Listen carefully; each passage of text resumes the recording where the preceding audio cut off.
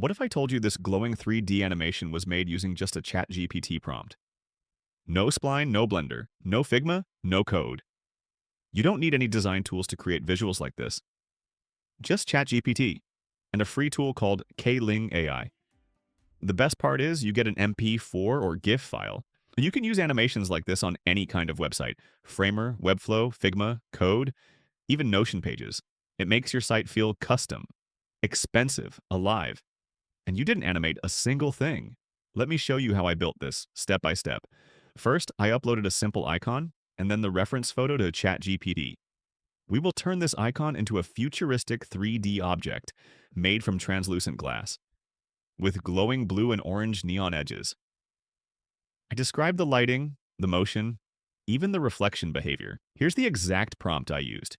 You can copy-paste it from the description. Next, I took that prompt and plugged it into Kling.